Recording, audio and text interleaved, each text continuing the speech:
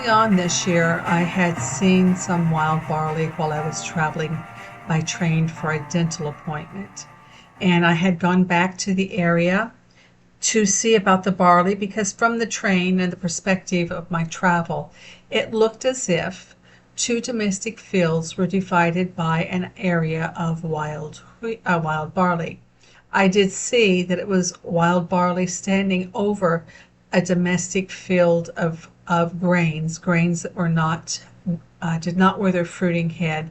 So you can't really say at that point if the domestic grains the barley was standing above was barley or wheat. So as it turned out, I spent most of that first visit to the area trying to locate where I had seen this. It was, as far as I was concerned, it was a one-off location I had seen from the train. There was a lot more territory between the train tracks and the nearby village than there appeared to be from train travel when I was going by, and it took me quite a bit of time to finally understand where I had seen that when I was traveling by train. And I will say that this appeared to be a one-off situation, not even really from the fact that it was in the domestic grains, but the fact that there was barley of that quantity and that dense. I had not seen it. At this point, the Jordan Valley checkpoint was sparse and there was really nothing to speak of at all.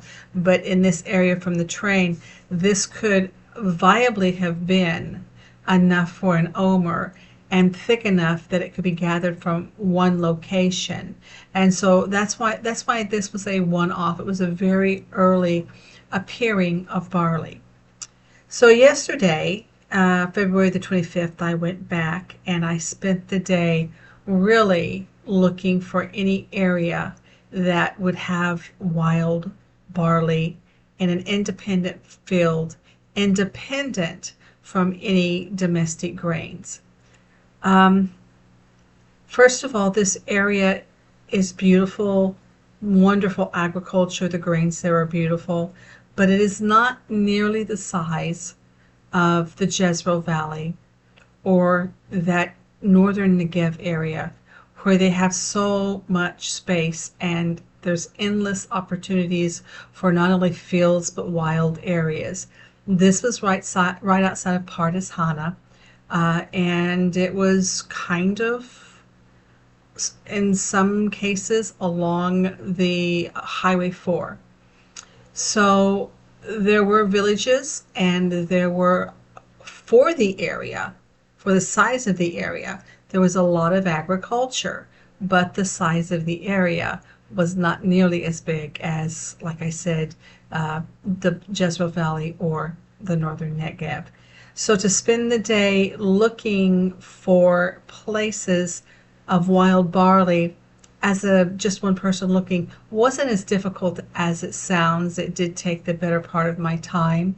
I did go to several villages, but I also did explain before that even within this area that I'm talking about, this agricultural area, there was a strong line through that area of early barley.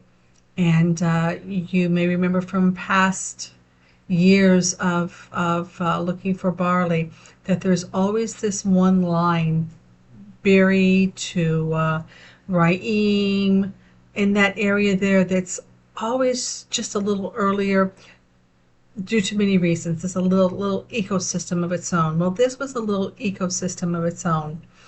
And try as I may, I could not find any dedicated wild areas that had barley, wild barley. Those fields were end to end, whether it was end to end with grains or end to end with grapes or butted up against Ramon pomegranate trees. It didn't matter. That land is so rich and so fertile and beautiful that they used every bit of it. But I just want to share some photos with you from that time. And by the way, I won't be going back there because I couldn't find any wild spaces. I couldn't find any place that held barley that we could look at and use to begin the year. I did need to go investigate this totally because it is the earliest barley in all of Israel in this area. It's later, it's more mature than what we see at Jordan Valley checkpoint. Okay, here we go. This is the barley, how it looked in the area. Almost every field was covered at least partially with wild barley. I mean, seeing wild barley standing above the domestic grains was common. It was not common to see a clean field. And so you can kind of see traveling by train, as thick as the barley is in this area, how it could look like you were looking at wild areas of barley. But if you will look with me all through this photo, all through this area, there is wild barley in the domestic grains.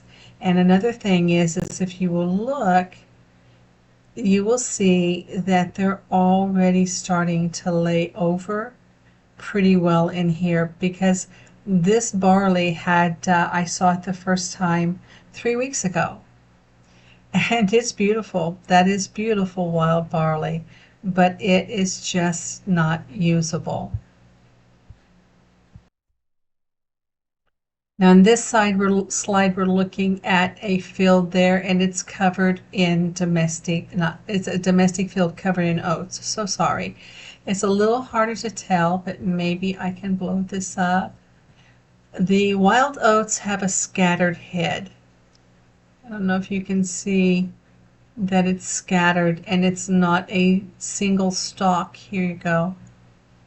It doesn't finish as a single stalk. It finishes kind of like a sparkler, kind of like a fountain. And so those seed heads are very, very, very hard to actually photograph. But this whole area is so much earlier than any other area in the country, but I won't be going back there because it's not usable. The scripture does have something to say about the timing of the grapes in conjunction with the time of the barley and wheat harvest, but it's not any grapes that you can use anymore to tell the timing of that scripture. These days we have many hybridized grapes that can really pretty much produce grapes any time after the wheat's been gathered in until, goodness, the 7th month. But if you can find a vineyard with very old grapevines, such as this, let's see if I can blow this up. And see how big the trunks are. And this has not been pruned yet, but this is a very old vineyard. You could rely on the old vineyards in Israel to be a good indicator of the timing of when the grapes would have been ready in Israel. That's important because one of the 7 species, one of the 7 first fruits offerings is grapes. Not all grapes in Israel. You can't point at any little skinny old grapevine and say, look, the grapes are blooming. Oh gosh, it must be the season. No, those are new. Those are hybridized. They do something that the predecessors did not do. When someone tells you what the grapes are or are not doing, it should look like an old vineyard like this. Before we get to the barley over at the Jordan Valley checkpoint, I wanted to show you that I also today went and checked on how the flax was. Exodus 9:31 and 32 tells us the key to understanding exactly what is Aviv. And so part of that equation is flax in bloom. And it's a long story. I've done this in other videos, but Elohim has provided us flax in the Galilee. Specific to the Galilee, we were the largest producer of flax to linen in the 1st century during the Roman occupation. And so the remnants of those grow here, and I wanted to see how the flax was doing. And as you can see from the photos you've been looking at, there's not even a bud on the flax plant yet. Apologies that this next section is not going to play like a video. I've tried playing it through Zoom and narrating. I've tried playing it through my video editor and narrating, but in both instances it comes out like mini still shots. So apologies, this is not what I had planned. It is what it is until I figure out what I need to do in a consecutive video at a later date. This next section is the video from the Jordan Valley checkpoint field. Let me share that video. Quite frankly, I don't know how to make this basically not boring. I mean, it's not boring to me. For example, I can see here barley heads, but over in here, I can see barley that's still coming out. So I'm just going to try to point some of this stuff out to you. This video is about 13 minutes long. We're going to go really fast. We're going to skim it. But I would really like for you to get a feeling. Do you see these little pokey sticks back here? Back here? Back here? These are barley that are just exiting the blade. The fruiting heads are just exiting the blade. So I really want to basically take you to the field with me. However, in camera, that's hard to do because the greens so blur together and my equipment is not high enough definition. And if it were, I probably wouldn't be able to upload it to YouTube easily. So we have some obstacles, even still in our day, that we need to overcome. But we're just going to let this run a while. All of this will be barley. It is not yet.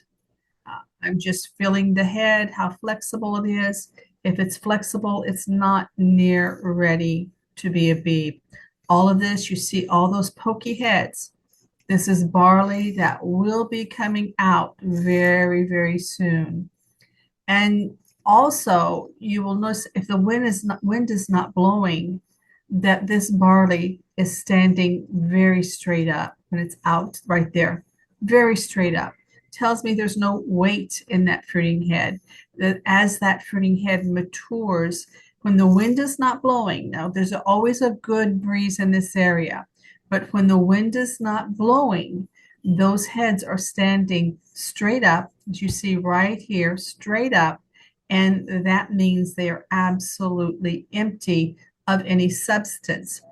This little blade right here, I'm showing you that the awns are coming up, that the fruiting head is in the process of exiting that plant. Those little pokey hairs, okay, that barley is in the process of exiting that plant.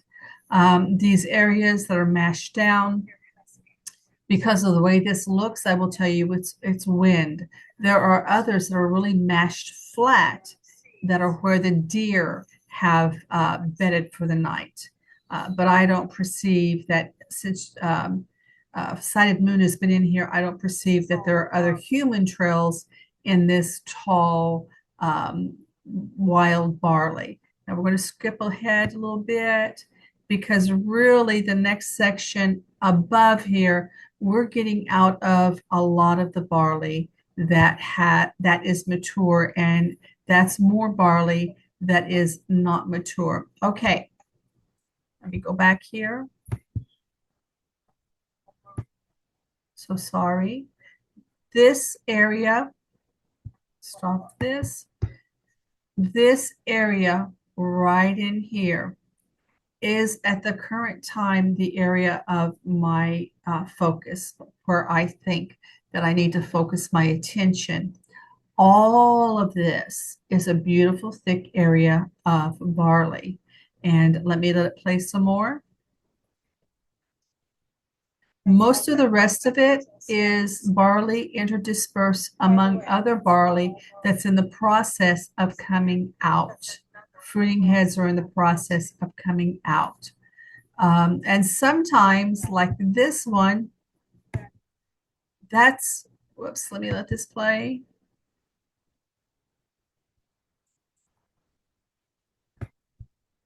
Well, there'll be one further up there. Sometimes I'm showing you actually things that are not barley. We have another cereal grass that comes out at this time of year that has nothing to do with the biblical calendar, and you will find it interdispersed among the barley. Okay, so here we go. This area is plenty big enough to make a omer. And I'm just showing you along that domestic line with the barley and a pretty wide line. We have wild barley. Actually, I think this is sweet. I don't think it's barley, but along that field, we have a lot of wild barley. It comes way out and then it swings back in and heads over to the tree. This is more than enough to make a cohesive omer of barley, which I'm very thankful to see this. And of course, I'm looking at, we go back here. It looks like, you know, when you're doing the camera, you really think you're showing something, but you have to be careful how fast you move. Okay, you can see very well here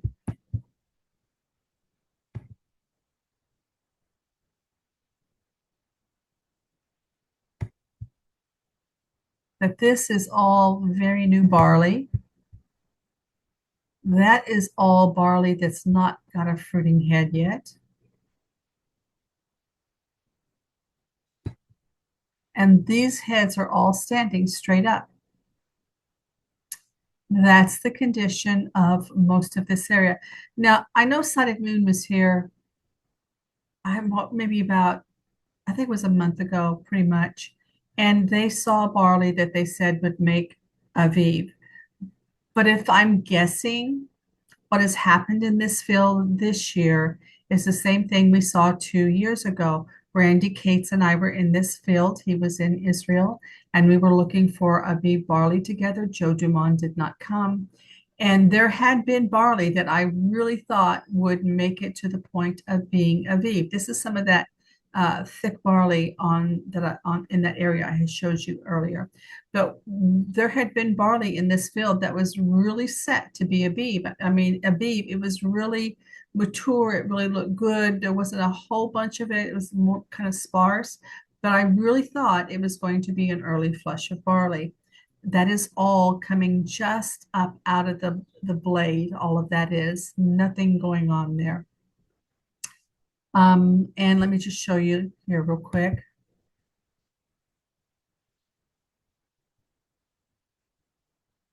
This is barley and lots of other barley that has not exited the blade yet. So there's a lot of barley that's just coming out that has not bloomed yet. Okay, there you go. Those white flecks you saw over in there, that's barley out among a lot of barley that's not out. So anyway, Randy and I were in here and there had been an early flush, but then there had been a later rain that was not nearly as heavy as what we've gotten this year.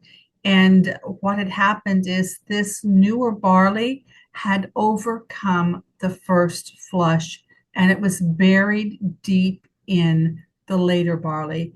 And if I was guessing, that's probably what's happened to Sighted Moon's early sighting of barley. You see how this is like, these are just, this is barley that's just coming out, standing straight up amongst other barley that's not out.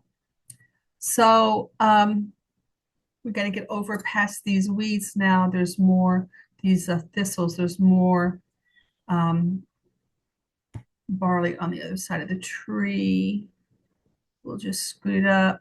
See, this is part of that barley that came out of the edge of the field to our right that we looked at earlier. So this is really a pretty good swath here. So I would imagine that's brand new barley right there. It hasn't even had time to pick up color. I would imagine that what has happened with what they saw is it's there, but it's down in this new stuff and it's buried deep down in there, and there's just really no way to reach in there and get it. This is another tree. There's about 3 or 4 trees along the road in this wild barley. Okay, here's something I want to show you. If I can get up there. You have to be careful with your pictures because not all of this, though it looks like it, is barley. This right here is rather like the oats. It has a scattered head. It has a head that is not cohesive. That is not barley, but when you look from a distance, you can be confused about it. Let's see if I can show you the difference. That's that domestic field. This on the very edge of the domestic and the wild, this from a distance is what barley looks like. It doesn't look blurry, scattered, and sprinkled. So what you're seeing is the potential for an awful lot of barley to be ready at the same time in the very near future, but it is not ready yet. I did get some photos. That was an oops. I did get some photos. See how this looks like one piece coming out from a distance. These look like one piece, and so that's something to watch for when you look at other videos. I did, and there's beautiful barley. I mean, it's not orderly like it was over by Pardes Hana because this area gets a lot of wind, and this area is where the Jezreel Valley tees into the Jordan Valley, and so there's a lot of natural airflow. That airflow dries out the ground. I believe it's part of the reason that the barley is usually more mature here than in other parts of the country. Um, that's a diseased barley right there. I'm showing you the black one. But all of this plays into what happens to the barley in this area. And this barley really only goes around this tree right here and then back again. This up on the hill and the other side I'm showing you is not a thick field of barley like we're looking at. It becomes very sprinkled and sparse as you go towards that. So this is the condition of that area by the Jordan Valley checkpoint. Let's see, that's beautiful. It's going to be beautiful barley, but it's just doesn't have its head down. Even in the wind, its head's not down. And here I am. I come back through that one place and I try to pull a head of barley that I thought would be have the best chance of being ready. And you're going to see there is not even water inside the seeds yet. So let's talk about water inside the seeds. Barley and coconuts have something in common. Before they put on the starch, they have endosperm. It's a liquid, and that liquid is used up making the starch. So in the beginning, you can have water in the barley heads, and they will cause the heads to bow. So you've always got to check the grain. But this little barley head had no endosperm and had absolutely what the Bible would call no meat or no starch at all.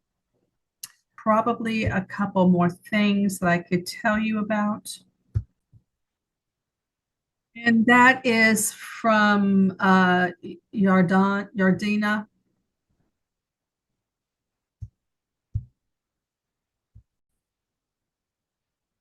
And that is from Yardina. There was on Highway 90, because we're talking about going out to Bet Shean right now. On Highway 90 around Yardina, I saw a little bit of fruiting barley that was starting to grace the roadsides. And then from Kfar Reuben, of course, that early area up to the Bet Shean Junction on Highway 90, there was quite a substantial amount that was just really coming out just now. You can tell by, again, the posture of the heads and the color. And then when you approached Bet Shean on that corner, you take going into the city past the mall that's on the right, that field had just begun to have fruiting barley heads. Normally, what I see in this time of year, and I'm going to talk to you about what I normally see, not what I require. There's a huge difference between Exodus 9:31 and 32 and the ebb and flow of the land, because Elohim can adjust that ebb and flow, and it'll be just fine. But when he gives you something in scripture that you should look for, he usually doesn't adjust it. So I normally see when the barley is approaching that time of that we really need to start watching it. Bet Shean is an area that is covered up in wild arugula or wild rocket. And when it approaches that time, we really need to start watching the barley. It will be in full, tall, blooming heads. Well, rather like we saw with the flax earlier, the arugula, when I came through, was just starting to bloom. I'm talking to you about the ebb and flow of the land, not what I require. Huge difference. As well as the anemones are just starting to look tired.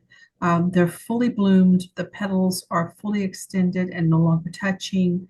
What happens in the ebb and flow of the land that I have noticed over the years is that as the anemones fade from the earth, the flax begins to bloom behind it. Are we there yet? No, we're not. We're close, but we're not. The other thing that I would tell you, let me check my notes. The other thing that I would tell you is there is an awful lot of oats out there. Oats are coming up first this year. The oats are not in the Bible, but the oats do come up. The wild oats do come up with the barley and the wheat. They all come up at the same time, general time usually. The oats will usually drop out if they've come up at the same time. If they've come up at the same time, sometimes they don't. If they come up at the same time, the oats will drop their grains first. And in this case, because the oats are out, I'm looking at them and they haven't dropped anything. They're very green. They're very new out of the earth. And so that means that we have had a lot of oats come up at the end of the year and ahead of the barley because wild oats love rain. They love it. They can't get enough of it. Whereas I have seen heavy rains almost drown the barley in years past. So those are just a few things that I've noticed, and I'm going to tell you my feeling of what the land is witnessing to us. It's not written in stone. We're still waiting to see what Elohim will perform. But my feeling when I look across the land right now is it presents more like the end of the 11th month course rather than the end of the 12th month because we're just now getting signs of fruiting barley heads. In years past, if I saw what I'm seeing right now on the land, I would feel, and I saw it at the end of the 11th month, I would feel pretty good about the fact that we're probably going to have barley we can look at, and barley for the first month because of the way the 11th month has presented in the past. Again, that's what I'm saying is what I'm seeing looks more like the end of an 11th month than the end of a normal 12th month. And I won't predict. I'm going to keep looking, but I'm talking to you about the rhythm and the flow of the earth. You see, it does matter if the flowers are blooming. It does matter what the migration of the birds are. Not that we require such things, but we know historically, not only me, but those who've been coming here longer than I have, that the barley will come after the earth starts dying, after the earth is bloomed, after the migratory birds have passed through this land when there's plenty of food on their way to Europe, have passed through this land and rested for a while. These are all signs and ebbs and flows of the season. Once again, I want to make this very, very, very clear. I do not require them, and I do not require them in a certain order. I do notice them because I should be seeing an ebb and flow of life in the green season. Again, remembering that I've told you so many times that we have 4, maybe this year, 5 months of green because it feels like the Father's doing a hard reset in the calendar. 4, maybe 5 months of green. And then we're going to die. Everything's going to go brown. The ground's going to be stripped. It's going to be crunchy. And there's not going to be seen any life on the earth until the next rains. So to see these things during this time that I call love and life, and I'll do a thing on that later, during this time that I call love and life, because that's what the scripture calls it, to acknowledge the season of love and life without requiring of it, just seeing what the Father is doing on the land is a normal process and an important process. The people who would say that this might be talking note ought to come in September and look for the barley. If these things are talking note, come when it's not raining and look for the barley. I mean, it's really that simple. That's actually a stupid idea, and everybody knows that. But to call all of the signs that the Father gives us of this season, of his season of love and life, talking out, is really a sad thing. Okay, I think that's all we need to talk about, but I will be, yes, there's one more thing we need to talk about. What will I be doing from here? What I will be doing from here is I will be still looking for areas that right now have barley that can be considered. I won't do that past the 10th day of the month. I would like you to remember that I am one person doing this. I am here 12 months out of the year. The Father's given me ample time to observe what's going on. So it's not about time, it's about being one person. There is a possibility that at the last minute, a couple of years ago that happened at the last minute at the 10th hour, okay, or the 10th day, literally I found barley in the condition of Aviv that I had not seen before. And this is why I go to the 10th day looking for barley, the 10th day of what could possibly be the first month. And so that's what I will continue to do. My eyes will be open. I'll still be poking around, trying to determine if there's any other area I should go look at. But my focus as of now, without having found any other areas, will be that early area at the Jordan Valley checkpoint. I hope this helps. I've tried to be clear. Um, so I hope that you have gained a little knowledge and you can see well enough to have understanding.